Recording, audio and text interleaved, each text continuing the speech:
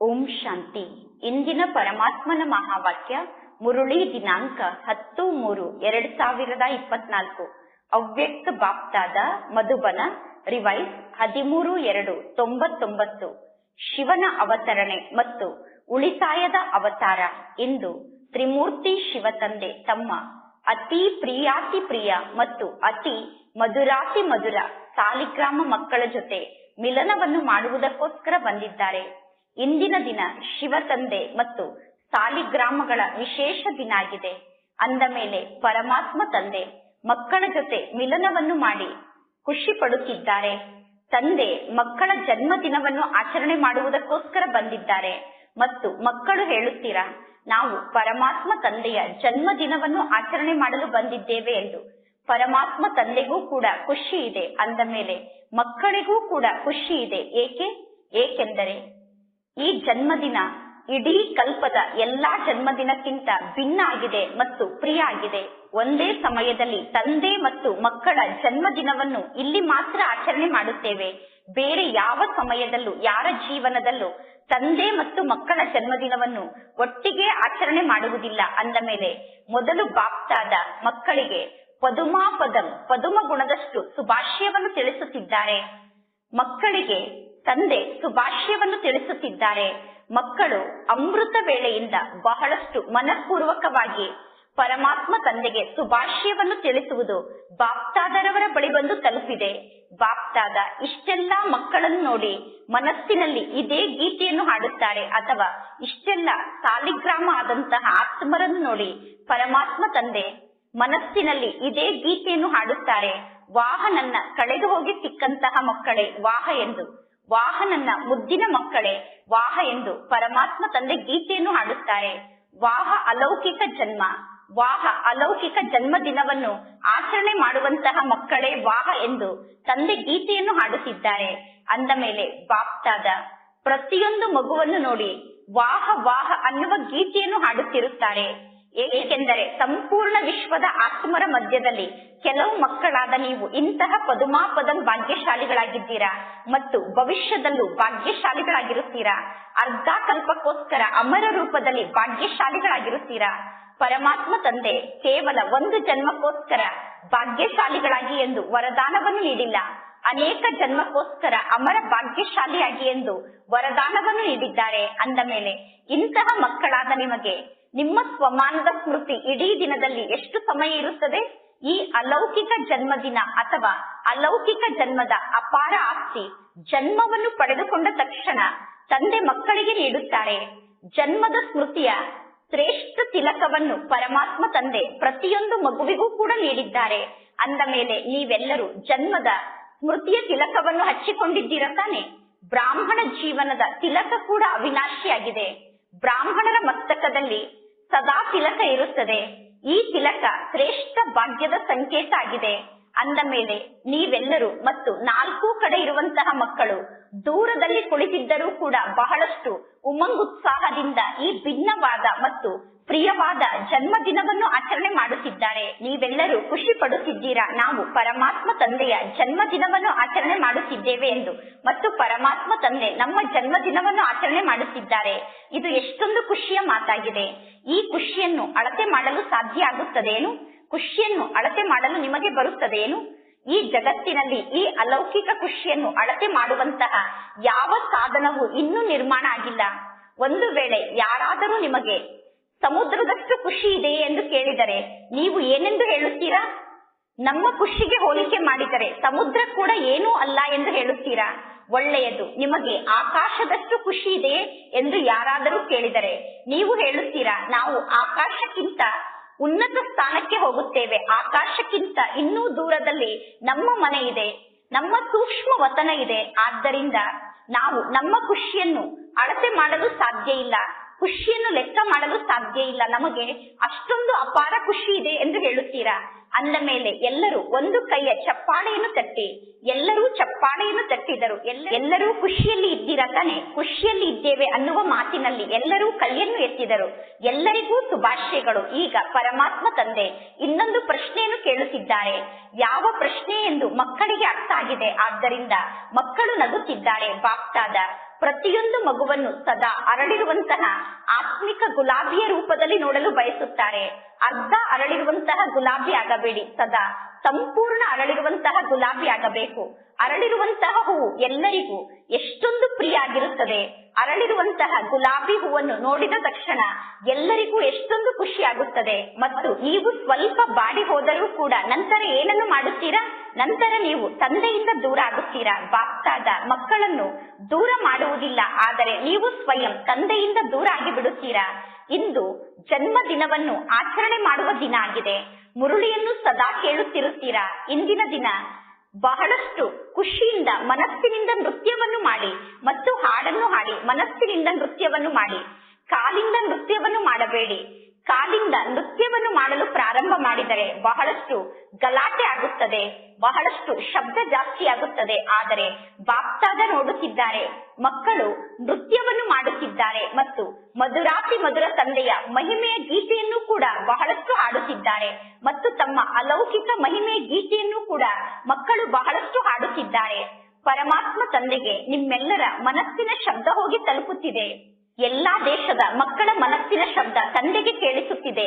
ಎಲ್ಲಾ ಮಕ್ಕಳು ತಂದೆಯ ಶಬ್ದವನ್ನು ಕೇಳಿಸಿಕೊಳ್ಳುತ್ತಿದ್ದಾರೆ ಮತ್ತು ಪರಮಾತ್ಮ ತಂದೆ ಎಲ್ಲಾ ಮಕ್ಕಳ ಮನಸ್ಸಿನ ಶಬ್ದವನ್ನು ಕೇಳಿಸಿಕೊಳ್ಳುತ್ತಿದ್ದಾರೆ. ಪರಮಾತ್ಮ ತಂದೆ ಹೇಳುತ್ತಾರೆ, ಹೇ ವಿಶ್ವದ ಅತಿ ಸ್ನೇಹಿ ಮಕ್ಕಳೇ, ಈಗ ಬಹಳಷ್ಟು ನೃತ್ಯವನ್ನು ಮಾಡಿ, ಬಹಳಷ್ಟು ಹಾಡನ್ನು ಹಾಡಿ. ಈಗ ನಿಮಗೆ ಇನ್ನೇನು ಕೆಲಸ? ನೀವೀಗ ಬೇರೆ ಯಾವ ಕಾರ್ಯವನ್ನು ಮಾಡಬೇಕಾಗಿದೆ? ಬ್ರಾಹ್ಮಣರಿಗೋಸ್ಕರ ಈಗ ಯಾವ ಕಾರ್ಯ ಇದೆ? ಯೋಗವನ್ನು ಜೋಡಣೆ ಮಾಡುವುದು ಏನಾಗಿದೆ? ಯೋಗವನ್ನು ಜೋಡಣೆ ಮಾಡುವುದು ಪರಿಶ್ರಮದ ಕಾರ್ಯ ಆಗಿದೆ ಏನು? ಯೋಗದ ಅರ್ಥವೇ ಆಗಿದೆ ಆತ್ಮ ಮತ್ತು ಪರಮಾತ್ಮ ತಂದೆಯ ಮಿಲನ. ಅಂದ ಮೇಲೆ ಮಿಲನದಲ್ಲಿ ಏನಾಗುತ್ತದೆ? ಮಿಲನ ಆದಾಗ ಖುಷಿಯಿಂದ ನೃತ್ಯವನ್ನು ಮಾಡುತ್ತೀರಾ. ಪರಮಾತ್ಮ ತಂದೆಯ ಮಹಿಮೆಯ ಮಧುರಾತಿ ಮಧುರ ಗೀತೆಯನ್ನು ಮನಸ್ಸಿನಲ್ಲಿ ಸ್ವಾಭಾವಿಕವಾಗಿ ಹಾಡುತ್ತಿರಬೇಕು. ಬ್ರಾಹ್ಮಣರ ಕೆಲಸವೇ ಆಗಿದೆ ಪರಮಾತ್ಮ ತಂದೆಯ ಮಹಿಮೆಯ ಗೀತೆಯನ್ನು ಹಾಡುವುದು. ಅಂದ ಮೇಲೆ ತಂದೆಯ ಮಹಿಮೆಯ ಗೀತೆಯನ್ನು ಹಾಡುತ್ತಾ ಇರಿ ಮತ್ತು ನೃತ್ಯವನ್ನು ಮಾಡುತ್ತಾ ಇರಿ. ಇದರಲ್ಲಿ ಏನಾದರೂ ಕಷ್ಟದ ಮಾತಿದೆಯೇನು? ನೃತ್ಯವನ್ನು ಮಾಡುವುದು ಕಷ್ಟದ ಮಾತಾಗಿದೆಯೇನು? ಇಲ್ಲ ತಾನೆ. ಯಾರಿಗೆ ನೃತ್ಯವನ್ನು ಮಾಡಲು ಕಷ್ಟ ಆಗುತ್ತದೆ ಅವರು ಕೈಯನ್ನು ಎತ್ತಿ. ಈ ಸಮಯದಲ್ಲಿ ನೃತ್ಯವನ್ನು ಮಾಡುವ ಸೀಸನ್ ನಡೆಯುತ್ತಿದೆ ಮತ್ತು ಹಾಡನ್ನು ಹಾಡುವಂತಹ ಸೀಸನ್ ನಡೆಯುತ್ತಿದೆ. ಅಂದ ಮೇಲೆ ನೀವೀಗ ಏನನ್ನು ಮಾಡಬೇಕು? ನೀವು ನೃತ್ಯವನ್ನು ಮಾಡಬೇಕು ಮತ್ತು ಹಾಡನ್ನು ಹಾಡಬೇಕು. ನೃತ್ಯವನ್ನು ಮಾಡುವುದು ಮತ್ತು ಹಾಡನ್ನು ಹಾಡುವುದು ಸಹಜ ತಾನೆ. ಇದು ಸಹಜ ಮಾತಾಗಿದೆ ಎಂದು ಯಾರು ತಿಳಿದುಕೊಂಡಿದ್ದೀರೋ ಅವರು ತಲೆಯನ್ನು ಅಲುಗಾಡಿಸಿ. ನೃತ್ಯವನ್ನು ಮಾಡುವುದು ಮತ್ತು ಹಾಡನ್ನು ಹಾಡುವುದು ಕಷ್ಟದ ಮಾತಂತೂ ಅಲ್ಲ ತಾನೆ. ಎಲ್ಲಾ ಗೊತ್ತಿದ್ದರೂ ಕೂಡ ಸಹಜವಾದ ಮಾತಿನಿಂದ ದೂರಾಗಿ ಮಕ್ಕಳು ಕಷ್ಟದ ಅನುಭವವನ್ನು ಮಾಡುತ್ತೀರಾ. ಇದರಲ್ಲಿ ಕಷ್ಟವೇ ಇಲ್ಲ, ಇದು ಬಹಳ ಸಹಜ ಮಾತಾಗಿದೆ. ಏಕೆಂದರೆ ಪರಮಾತ್ಮ ತಂದೆಗೆ ಗೊತ್ತಿದೆ ಅರ್ಧ ಕಲ್ಪದಿಂದ ಕಷ್ಟದ ಜೀವನವನ್ನು ನಡೆಸಿದ್ದೀರಾ. ಆದ್ದರಿಂದ ಈಗ ಇದು ಸಹಜವಾಗಿ ಜೀವನವನ್ನು ನಡೆಸುವಂತಹ ಸಮಯ ಆಗಿದೆ. ಈಗಲೂ ಯಾರಾದರೂ ಕಷ್ಟವನ್ನು ಪಡುತ್ತಿದ್ದೀರೇನು? ಕೆಲವೊಮ್ಮೆ ಈ ಜೀವನ ಕಷ್ಟದ ಜೀವನ ಎಂದು ಅನುಭವ ಆಗುತ್ತದೆಯೇನು? ಹೇಗೆ ಕೆಲವರು ಪುರುಷಾರ್ಥದ ಮಾರ್ಗದಲ್ಲಿ ನಡೆಯುತ್ತಾ ಮಾರ್ಗವನ್ನು ಮರೆತು ಬೇರೆ ಮಾರ್ಗಕ್ಕೆ ಹೋಗಿ ಬಿಡುತ್ತಾರೆ. ಯಾವಾಗ ಮಾರ್ಗವನ್ನು ಮರೆತು ತಪ್ಪು ಮಾರ್ಗದಲ್ಲಿ ಹೋಗುತ್ತಾರೋ ಆಗ ಕಷ್ಟದ ಅನುಭವ ಆಗುತ್ತದೆ. ಜ್ಞಾನ ಮಾರ್ಗದಲ್ಲಿ ಕಷ್ಟವೇ ಇಲ್ಲ, ಬ್ರಾಹ್ಮಣ ಜೀವನದಲ್ಲಿ ಕಷ್ಟವೇ ಇಲ್ಲ. ನೀವು ಬ್ರಾಹ್ಮಣರಾಗುವ ಬದಲು ಕ್ಷತ್ರಿಯರಾಗಿ ಬಿಡುತ್ತೀರಾ. ಕ್ಷತ್ರಿಯರ ಕೆಲಸವೇ ಆಗಿದೆ ಯುದ್ಧವನ್ನು ಮಾಡುವುದು, ಹೊಡೆದಾಡುವುದು. ಯಾವಾಗ ಕ್ಷತ್ರಿಯರಾಗುತ್ತೀರೋ ಆಗ ಕಷ್ಟದ ಅನುಭವ ಆಗುತ್ತದೆ. ಯುದ್ಧವನ್ನು ಮಾಡುವುದು ಕಷ್ಟದ ಕೆಲಸ ಆಗಿದೆ. ಖುಷಿಯನ್ನು ಆಚರಣೆ ಮಾಡುವುದು ಸಹಜ ಮಾತಾಗಿದೆ. ಯುದ್ಧವನ್ನು ಮಾಡುವಾಗ ಕಷ್ಟದ ಅನುಭವ ಆಗುತ್ತದೆ. ಖುಷಿಯನ್ನು ಆಚರಣೆ ಮಾಡುವುದು ಸಹಜ ಮಾತಾಗಿದೆ. ಡಬ್ಬಲ್ ವಿದೇಶದವರು ಖುಷಿಯನ್ನು ಆಚರಣೆ ಮಾಡುವಂತವರಾಗಿದ್ದೀರಾ. ಎಲ್ಲರೂ ಒಂದು ಕೈಯ ಮೂಲಕ ಚಪ್ಪಾಳೆಯನ್ನು ತಟ್ಟಿ ಎಲ್ಲರೂ ಖುಷಿಯಲ್ಲಿ ಇದ್ದೀರಾ ತಾನೆ. ಪುನಃ ವಾಪಸ್ ಹೋದ ನಂತರ ಗೊಂದಲಕ್ಕೊಳಗಾಗುವುದಿಲ್ಲ ತಾನೆ. ನೋಡಿ, ಇಂದು ಶಿವ ಜಯಂತಿಯನ್ನು ಎಲ್ಲರೂ ಆಚರಣೆ ಮಾಡುತ್ತಿದ್ದಾರೆ. ಶಿವ ಜಯಂತಿಯ ಸಮಯದಲ್ಲಿ ಎರಡು ಮಾತಿನ ಮಹತ್ವ ಇದೆ. ಒಂದನೆಯದಾಗಿ ಈ ದಿನ ಎಲ್ಲರೂ ವ್ರತವನ್ನು ಮಾಡುತ್ತಾರೆ. ಡಬ್ಬಲ್ ವಿದೇಶದವರು ವ್ರತವನ್ನು ಎಂದೂ ಕೂಡ ಆಚರಣೆ ಮಾಡಿಲ್ಲ.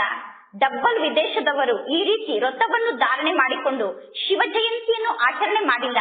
ಭಾರತದಲ್ಲಿ ವ್ರತವನ್ನು ಧಾರಣೆ ಮಾಡಿಕೊಂಡು ಶಿವ ಜಯಂತಿಯನ್ನು ಆಚರಣೆ ಮಾಡುತ್ತಾರೆ. ಅಂದ ಮೇಲೆ ಇಂದಿನ ದಿನ ಒಂದನೆಯದಾಗಿ ವ್ರತವನ್ನು ಧಾರಣೆ ಮಾಡಿಕೊಳ್ಳುವ ಮಾತಿಗೆ ಮಹತ್ವ ಇದೆ. ಇನ್ನು ಎರಡನೆಯದಾಗಿ ಜಾಗರಣೆಯನ್ನು ಮಾಡುತ್ತಾರೆ. ಅಂದ ಮೇಲೆ ನೀವೆಲ್ಲರೂ ವ್ರತವನ್ನು ಧಾರಣೆ ಮಾಡಿಕೊಂಡಿದ್ದೀರಾ ತಾನೆ? ಪಕ್ಕಾ ವ್ರತವನ್ನು ಧಾರಣೆ ಮಾಡಿಕೊಂಡಿದ್ದೀರೋ ಅಥವಾ ಕೆಲವೊಮ್ಮೆ ಕಚ್ಚಾ ವ್ರತ, ಕೆಲವೊಮ್ಮೆ ಪಕ್ಕಾ ವ್ರತವನ್ನು ಧಾರಣೆ ಮಾಡಿಕೊಳ್ಳುತ್ತೀರೋ? ಕಚ್ಚಾ ವಸ್ತು ಯಾರಿಗಾದರೂ ಇಷ್ಟ ಆಗುತ್ತದೇನು? ಪರಿಪಕ್ವವಾದಂತಹ ವಸ್ತು ಎಲ್ಲರಿಗೂ ಇಷ್ಟ ಆಗುತ್ತದೆ. ಅಂದ ಮೇಲೆ ನೀವೆಲ್ಲರೂ ಎಂತಹ ವ್ರತವನ್ನು ಧಾರಣೆ ಮಾಡಿಕೊಂಡಿದ್ದೀರಾ? ಬಾಪ್ತಾದ ಎಲ್ಲದಕ್ಕಿಂತ ಮೊದಲು ಯಾವ ವ್ರತವನ್ನು ಧಾರಣೆ ಮಾಡಿಕೊಳ್ಳಲು ಮಕ್ಕಳಿಗೆ ತಿಳಿಸಿದ್ದಾರೆ? ಯಾವಾಗ ಸ್ಮೃತಿಯ ತಿಲಕವನ್ನು ಹಚ್ಚಿಕೊಳ್ಳುತ್ತೀರೋ ಆಗ ಮೊಟ್ಟ ಮೊದಲು ಯಾವ ವ್ರತವನ್ನು ಧಾರಣೆ ಮಾಡಿಕೊಳ್ಳಬೇಕು ಅನ್ನುವುದು ನಿಮಗೆ ನೆನಪಿನಲ್ಲಿ ಇದೆ ತಾನೆ? ಸಂಪೂರ್ಣ ಪವಿತ್ರ ಭವ ಅನ್ನುವ ಪವಿತ್ರತೆಯ ವ್ರತವನ್ನು ಧಾರಣೆ ಮಾಡಿಕೊಳ್ಳಬೇಕು. ಪರಮಾತ್ಮ ತಂದೆ ಮಕ್ಕಳಿಗೆ ತಿಳಿಸಿದ್ದಾರೆ ಪವಿತ್ರತೆಯ ವ್ರತವನ್ನು ಧಾರಣೆ ಮಾಡಿಕೊಳ್ಳಿ ಎಂದು. ಮತ್ತು ಮಕ್ಕಳು ಪವಿತ್ರತೆಯ ವ್ರತವನ್ನು ಧಾರಣೆ ಮಾಡಿಕೊಂಡಿದ್ದೀರಾ? ಅಂದ ಮೇಲೆ ಪವಿತ್ರತೆಯ ವ್ರತ ಅಂದರೆ ಕೇವಲ ಬ್ರಹ್ಮಚರ್ಯದ ವ್ರತ ಅಲ್ಲ, ಆದರೆ ಬ್ರಹ್ಮ ತಂದೆಯ ಸಮಾನ ಪ್ರತಿಯೊಂದು ಸಂಕಲ್ಪ, ಮಾತು ಮತ್ತು ಕರ್ಮದಲ್ಲಿ ಪವಿತ್ರತೆ ಇರಬೇಕು. ಆಗ ನಿಮಗೆ ಬ್ರಹ್ಮಚಾರಿಗಳು ಅಂದರೆ ಬ್ರಹ್ಮ ತಂದೆಯ ಆಚರಣೆಯನ್ನು ಅನುಕರಣೆ ಮಾಡುವಂತಹ ಬ್ರಹ್ಮಚಾರಿಗಳು ಎಂದು ಕರೆಯಲಾಗುತ್ತದೆ. ನೀವೀಗ ಬ್ರಹ್ಮಚಾರಿಯಾಗಿದ್ದೀರಾ ಮತ್ತು ಬ್ರಹ್ಮಚಾರಿ ಆಗಬೇಕು. ಪ್ರತಿಯೊಂದು ಮಾತಿನಲ್ಲೂ ಪವಿತ್ರತೆಯ ವೈಬ್ರೇಷನ್ ಸಮಾವೇಶ ಆಗಿರಬೇಕು. ಪ್ರತಿಯೊಂದು ಸಂಕಲ್ಪದಲ್ಲೂ ಪವಿತ್ರತೆಯ ಮಹತ್ವ ಇರಬೇಕು. ಪ್ರತಿ ಕರ್ಮದಲ್ಲೂ ಕರ್ಮ ಮತ್ತು ಯೋಗ ಅಂದರೆ ಕರ್ಮಯೋಗದ ಅನುಭವ ಆಗಬೇಕು. ಆಗ ನಿಮಗೆ ಬ್ರಹ್ಮಚಾರಿ ಎಂದು ಕರೆಯಲಾಗುತ್ತದೆ. ನೀವೆಲ್ಲರೂ ಬ್ರಹ್ಮ ತಂದೆಯನ್ನು ನೋಡಿದ್ದೀರಾ? ಬ್ರಹ್ಮ ತಂದೆಯ ಪ್ರತಿಯೊಂದು ಮಾತು ಮಹಾವಾಕ್ಯ ಆಗಿತ್ತು. ಸಾಧಾರಣ ವಾಕ್ಯವನ್ನು ಬ್ರಹ್ಮ ತಂದೆ ಎಂದೂ ಮಾತನಾಡಲಿಲ್ಲ. ಏಕೆಂದರೆ ಬ್ರಹ್ಮ ತಂದೆಯ ಜನ್ಮ ಕೂಡ ಸಾಧಾರಣ ಜನ್ಮ ಆಗಿರಲಿಲ್ಲ. ಬ್ರಹ್ಮ ತಂದೆಯನ್ನು ನೀವೆಲ್ಲರೂ ನೋಡಿದ್ದೀರಾ. ಬ್ರಹ್ಮ ತಂದೆಯ ಪ್ರತಿಯೊಂದು ಮಾತು ಮಹಾವಾಕ್ಯ ಆಗಿತ್ತು. ಬ್ರಹ್ಮ ತಂದೆ ಸಾಧಾರಣ ಮಾತನ್ನು ಮಾತನಾಡಲಿಲ್ಲ. ಏಕೆಂದರೆ ನಿಮ್ಮೆಲ್ಲರ ಜನ್ಮ ಸಾಧಾರಣ ಜನ್ಮ ಅಲ್ಲ, ನಿಮ್ಮೆಲ್ಲರ ಜನ್ಮ ಅಲೌಕಿಕ ಜನ್ಮ ಆಗಿದೆ. ಅಲೌಕಿಕತೆಯ ಅರ್ಥವೇ ಆಗಿದೆ ಪವಿತ್ರತೆ. ಅಂದ ಮೇಲೆ ಪ್ರತಿದಿನ ರಾತ್ರಿ ಸ್ವಯಂಗೆ ಸ್ವಯಂ ಟೀಚರ್ ಆಗಿ ಸ್ವಯಂ ಅನ್ನು ಚೆಕ್ ಮಾಡಿಕೊಳ್ಳಿ ಮತ್ತು ನೀವು ಎಷ್ಟು ಪರ್ಸೆಂಟೇಜ್ ನಲ್ಲಿ ಪವಿತ್ರತೆಯನ್ನು ಧಾರಣೆ ಮಾಡಿಕೊಂಡಿದ್ದೀರೋ ಆ ಧಾರಣೆಗನುಸಾರವಾಗಿ ನಿಮಗೆ ನೀವೇ ಮಾರ್ಕ್ಸ್ ಅನ್ನು ಕೊಟ್ಟುಕೊಳ್ಳಿ. ನೀವೀಗ 100% ಪವಿತ್ರರಾಗಬೇಕು. ಆದರೆ ಪ್ರತಿದಿನ ನಿಮ್ಮನ್ನು ನೀವು ನೋಡಿಕೊಳ್ಳಿ, ಅನ್ಯರನ್ನು ನೋಡಬೇಡಿ. ಬಾಪ್ತಾದ ನೋಡುತ್ತಿದ್ದಾರೆ. ಮಕ್ಕಳು ಸ್ವಯಂ ಅನ್ನು ನೋಡಿಕೊಳ್ಳುವ ಬದಲು ಅನ್ಯರನ್ನು ನೋಡಲು ಪ್ರಾರಂಭ ಮಾಡುತ್ತಾರೆ. ಅನ್ಯರನ್ನು ನೋಡುವುದು ಮಕ್ಕಳಿಗೆ ಸಹಜ ಆಗಿದೆ. ಅಂದ ಮೇಲೆ ನೀವೀಗ ಸ್ವಯಂ ಅನ್ನು ನೋಡಿಕೊಳ್ಳಿ. ಇಂದಿನ ದಿನ ಸಂಕಲ್ಪ, ಮಾತು ಮತ್ತು ಕರ್ಮದಲ್ಲಿ ಎಷ್ಟು ಪರ್ಸೆಂಟೇಜ್ ಪವಿತ್ರತೆ ಇತ್ತು ಎಂದು ಸ್ವಯಂ ಅನ್ನು ಚೆಕ್ ಮಾಡಿಕೊಳ್ಳಿ. ನೀವೆಲ್ಲರೂ ಈ ವರ್ಷ 4 ಕಡೆ ಇರುವಂತಹ ಆತ್ಮರಿಗೆ ಯಾವ ಸಂದೇಶವನ್ನು ನೀಡಿದ್ದೀರಾ? ಪರಿವರ್ತನೆಯ ಫಂಕ್ಷನ್ ನ ಬಗ್ಗೆ ಎಲ್ಲರೂ ತಿಳಿಸಿದರು. ಬೇರೆ ಬೇರೆ ಸ್ಥಾನದಲ್ಲಿ ಪರಿವರ್ತನೆಯ ಟಾಪಿಕ್ ನ ಬಗ್ಗೆ ನೀವು ಬಹಳ ಚೆನ್ನಾಗಿ ಭಾಷಣವನ್ನು ಮಾಡಿದ್ದೀರಾ. ಅಂದ ಮೇಲೆ ಈ ವರ್ಷ 4 ಕಡೆ ಸೇವೆ ಮತ್ತು ಪರಿವರ್ತನೆಯ ಗುರಿಯನ್ನು ಇನ್ನೂ ಚೆನ್ನಾಗಿ ವಿಜೃಂಭಣೆಯಿಂದ ಆಚರಣೆ ಮಾಡಬೇಕು ಎಂದು ಮಕ್ಕಳು ಗುರಿಯನ್ನು ಇಟ್ಟುಕೊಂಡಿದ್ದೀರಾ. ಬಾಪ್ತಾದ ಮಕ್ಕಳನ್ನು ನೋಡಿ ಖುಷಿ ಪಡುತ್ತಿದ್ದಾರೆ. ಅಂದ ಮೇಲೆ ಸ್ವಯಂ ಅನ್ನು ನೀವೀಗ ಚೆಕ್ ಮಾಡಿಕೊಳ್ಳಿ. ಪ್ರತಿದಿನ ಪ್ರತಿ ಕ್ಷಣ ಎಷ್ಟು ಪರ್ಸೆಂಟೇಜ್ ನಲ್ಲಿ ನಾನು ಸ್ವಯಂ ಅನ್ನು ಪರಿವರ್ತನೆ ಮಾಡಿಕೊಂಡಿದ್ದೇನೆ ಎಂದು ಸ್ವಯಂ ಅನ್ನು ನೋಡಿಕೊಳ್ಳಿ. ಪರಿವರ್ತನೆಯ ಕಲೆ ನಮ್ಮಲ್ಲಿ ಇರಬೇಕು. ನಾವೀಗ ಬೀಳುವ ಕಲೆಯಲ್ಲಿ ಇರಬಾರದು. ನಾವು ಸ್ವಯಂ ಅನ್ನು ಪರಿವರ್ತನೆ ಮಾಡಿಕೊಂಡು ಪರಿವರ್ತನೆಯ ಆಧಾರದಿಂದ ಏರುವ ಕಲೆಗೆ ಹೋಗಬೇಕು. ಬೀಳುವ ಕಲೆಯಲ್ಲಿ ಬರಬಾರದು.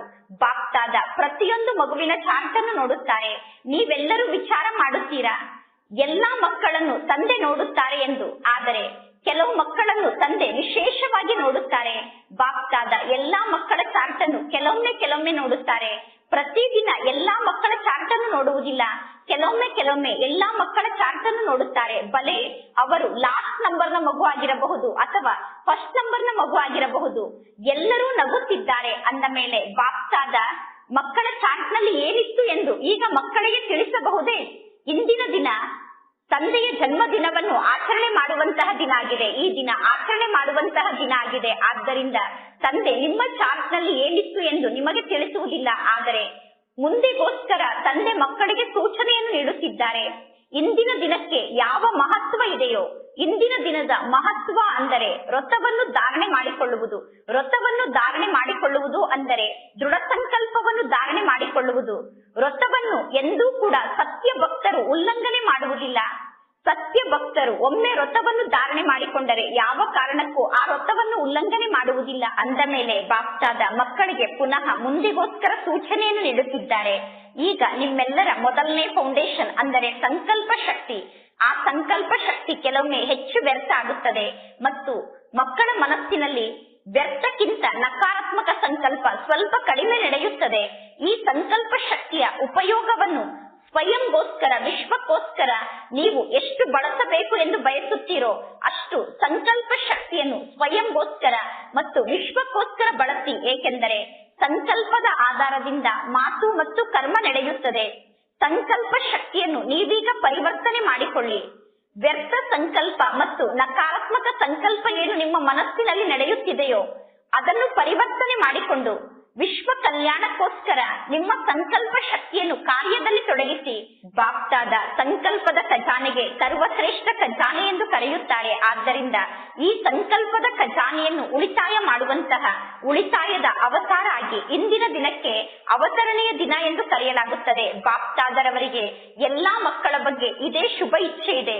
ಇಂದಿನ ದಿನ ಶಿವ ಅವತರಣೆಯ ದಿನದ ಜೊತೆಗೆ ನೀವೆಲ್ಲರೂ ಕೂಡ ಉಳಿತಾಯದ ಅವತಾರ ಆಗಿ ಸಂಕಲ್ಪವನ್ನು ಉಳಿತಾಯ ಮಾಡಿ, ಅಂದರೆ ವ್ಯರ್ಥ ಸಂಕಲ್ಪದ ಉಳಿತಾಯವನ್ನು ಮಾಡಿ ಮತ್ತು ಎಲ್ಲಾ ಖಜಾನೆಯನ್ನು ಉಳಿತಾಯ ಮಾಡಿ. ಯಾವಾಗ ವ್ಯರ್ಥ ಸಂಕಲ್ಪದ ಉಳಿತಾಯವನ್ನು ಮಾಡುತ್ತೀರೋ ಆಗ ಎಲ್ಲಾ ಖಜಾನೆ ಸ್ವಾಭಾವಿಕವಾಗಿ ಉಳಿತಾಯ ಆಗಿಬಿಡುತ್ತದೆ.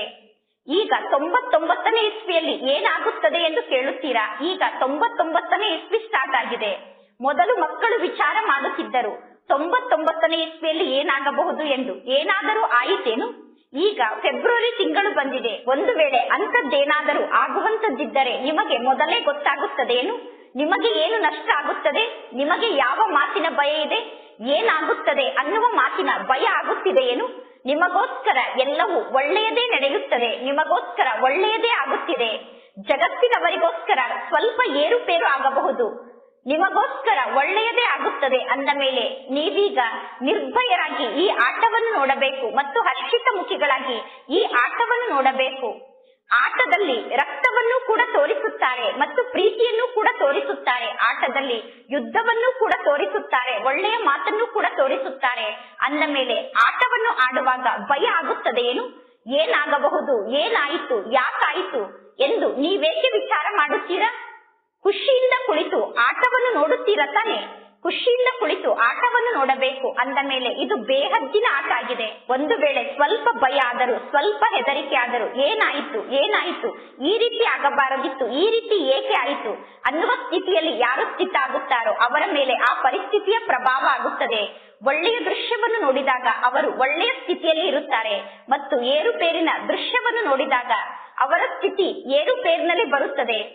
ಕೆಟ್ಟ ದೃಶ್ಯವನ್ನು ನೋಡಿದಾಗ ಮಕ್ಕಳು ಏರುಪೇರಿನಲ್ಲಿ ಬಂದು ಬಿಡುತ್ತಾರೆ. ಆದ್ದರಿಂದ 99ನೇ ಇಸ್ವಿ ಇರಬಹುದು ಅಥವಾ 2000 ವರ್ಷದ ಇಸ್ವಿ ಇರಬಹುದು. ನಿಮಗೆ ಏನಾಗಬೇಕು? ಆಟದಲ್ಲಿ ಏನು ನಡೆಯುತ್ತಿದೆಯೋ ಅದು ನಡೆಯಲಿ ಬಿಡಿ. ನೀವು ಖುಷಿಯಿಂದ ಆಟವನ್ನು ನೋಡಿ. ನೀವು ಭಯ ಪಡಬೇಡಿ. ಅಯ್ಯೋ ಈ ರೀತಿ ಏಕೆ ಆಯಿತು ಎಂದು ಹೇಳಬೇಡಿ. ಅಯ್ಯೋ ಅನ್ನುವ ಸಂಕಲ್ಪ ಮನಸ್ಸಿನಲ್ಲಿ ಉತ್ಪನ್ನ ಆಗಬಾರದು. ಈ ರೀತಿ ಏಕೆ ಆಯಿತು ಅನ್ನುವ ಸಂಕಲ್ಪ ಮನಸ್ಸಿನಲ್ಲಿ ಬರಬಾರದು. ಎಲ್ಲರೂ ಕೇಳುತ್ತೀರಾ 99ನೇ ಇಸ್ವಿಯಲ್ಲಿ ಏನಾಗುತ್ತದೆ ಎಂದು. ಏನಾಗುತ್ತದೆ? ಏನೂ ಆಗುವುದಿಲ್ಲ. ಬಾಪ್ತಾದ ಹೇಳುತ್ತಾರೆ, ಆತ್ಮರಾದ ನೀವೇ ಪ್ರಕೃತಿಗೆ ಸೇವೆಯನ್ನು ನೀಡಿದ್ದೀರಾ, ಚೆನ್ನಾಗಿ ಸ್ವಚ್ಛವನ್ನು ಮಾಡು ಎಂದು. ಅಂದ ಮೇಲೆ ನೀವೀಗ ಪ್ರಕೃತಿಗೆ ಬಹಳ ದೊಡ್ಡ ಕೊರತೆಯನ್ನು ಕೊಟ್ಟಿದ್ದೀರಾ, ಚೆನ್ನಾಗಿ ಈ ಸೃಷ್ಟಿಯನ್ನು ಸ್ವಚ್ಛ ಮಾಡು ಎಂದು. ಅಂದ ಮೇಲೆ ಪ್ರಕೃತಿ ಸೃಷ್ಟಿಯನ್ನು ಸ್ವಚ್ಛ ಮಾಡುತ್ತಿದೆ. ನೀವೇಕೆ ಭಯ ಪಡುತ್ತಿದ್ದೀರಾ? ನಿಮ್ಮ ಆಜ್ಞೆಯಂತೆ ಪ್ರಕೃತಿ ಇಡೀ ಸೃಷ್ಟಿಯನ್ನು ಸ್ವಚ್ಛ ಮಾಡುತ್ತದೆ. ಅಂದ ಮೇಲೆ ನೀವೇಕೆ ಏರುಪೇರಿನಲ್ಲಿ ಬರುತ್ತೀರಾ?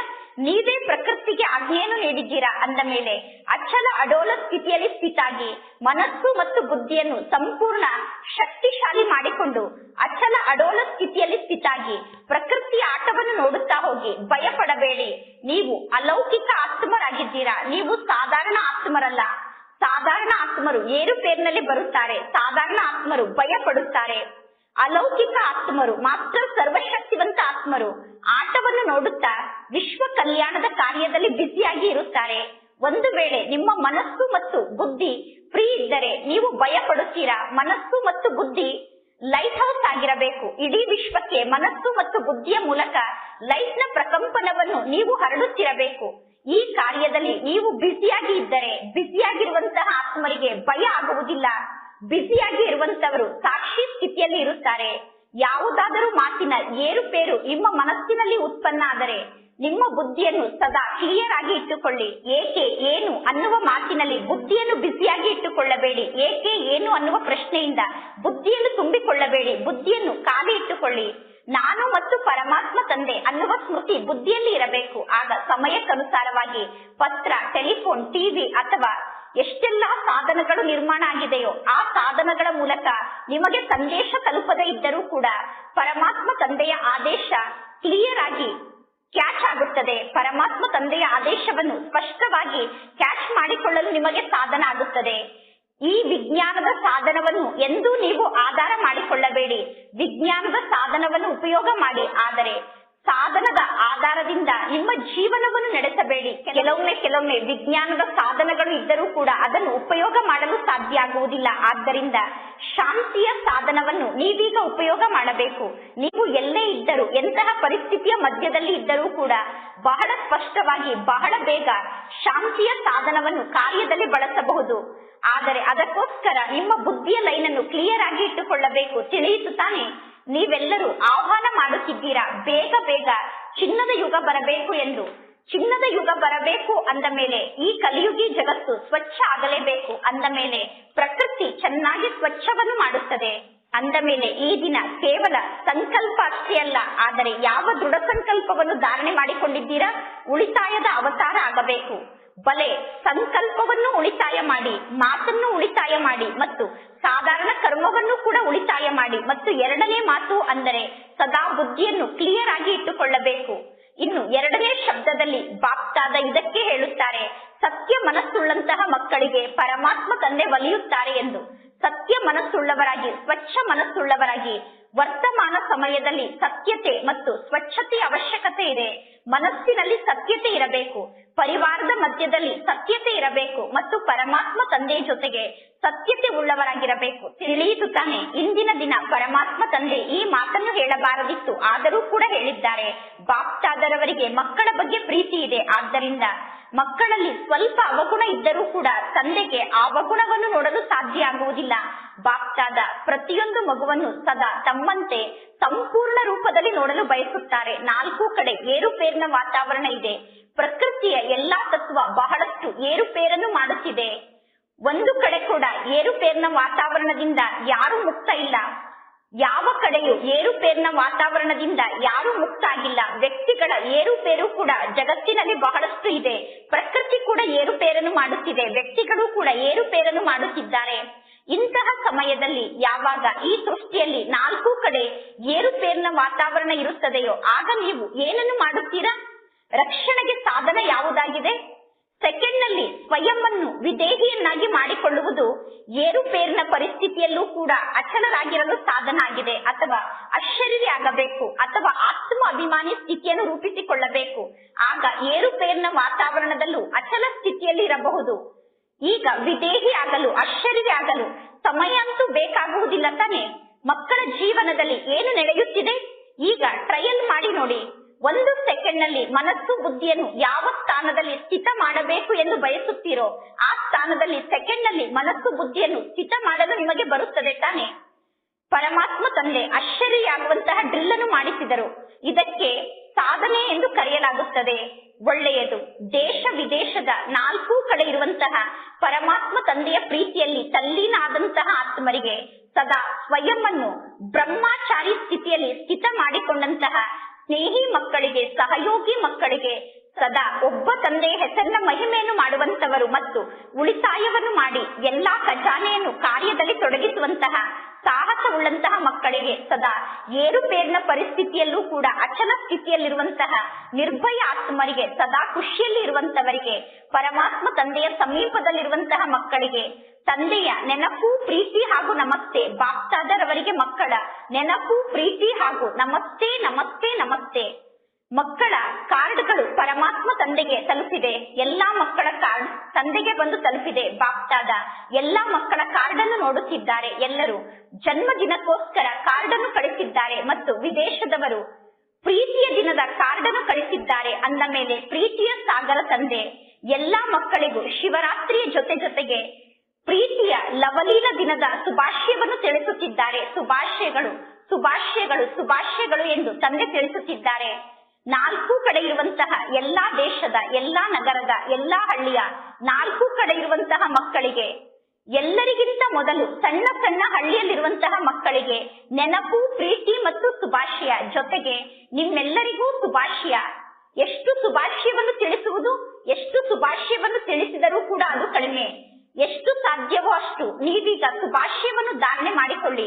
ನೀವೀಗ ಎಷ್ಟು ಶುಭಾಶಯವನ್ನು ಧಾರಣೆ ಮಾಡಿಕೊಳ್ಳಲು ಸಾಧ್ಯವೋ ಅದಕ್ಕಿಂತ ಹೆಚ್ಚು ಶುಭಾಶಯವನ್ನು ಬಾಪ್ತಾದ ಮಕ್ಕಳಿಗೆ ತಿಳಿಸುತ್ತಿದ್ದಾರೆ. ಬಾಪ್ತಾದರವರಿಗೆ ಮಕ್ಕಳ ನೆನಪು, ಪ್ರೀತಿ ಹಾಗೂ ನಮಸ್ತೆ ನಮಸ್ತೆ ನಮಸ್ತೆ ಇಂದಿನ ವರದಾನ ಆಗಿದೆ. ಸ್ನೇಹ ಮತ್ತು ನವೀನತೆಯ ಅಧಿಕಾರದಿಂದ ಸಮರ್ಪಿತರನ್ನಾಗಿ ಮಾಡಿಸುವಂತಹ ಮಹಾನ್ ಆತ್ಮರಾಗಿ ಯಾರೆಲ್ಲ ನಿಮ್ಮ ಸಂಪರ್ಕದಲ್ಲಿ ಬರುತ್ತಾರೋ ಅವರು ಎಷ್ಟು ನಿಮ್ಮ ಸಂಬಂಧದಲ್ಲಿ ಬರಬೇಕು ಅಂದರೆ ನಿಮ್ಮ ಸಂಬಂಧದಲ್ಲಿ ಬರುತ್ತಾ ಅವರು ಸಮರ್ಪಿತ ಬುದ್ಧಿಯವರಾಗಿ ಬಿಡಬೇಕು. ಪರಮಾತ್ಮ ತಂದೆ ಏನನ್ನು ತಿಳಿಸುತ್ತಿದ್ದಾರೋ ಅದೇ ಸತ್ಯ ಆಗಿದೆ ಎಂದು ಅವರು ಹೇಳಬೇಕು. ಆಗ ಅವರ ಬುದ್ಧಿಗೆ ಸಮರ್ಪಿತ ಬುದ್ಧಿ ಎಂದು ಕರೆಯಲಾಗುತ್ತದೆ. ಆಗ ಅವರ ಮನಸ್ಸಿನ ಎಲ್ಲಾ ಪ್ರಶ್ನೆಗಳು ಸಮಾಪ್ತಿಯಾಗುತ್ತದೆ. ನಂತರ ನೀವು ಹೇಳುತ್ತಿರುವ ಜ್ಞಾನ ಸರ್ವಶ್ರೇಷ್ಠ ಜ್ಞಾನ ಎಂದು ಅವರಿಗೆ ಅರ್ಥ ಆಗುತ್ತದೆ.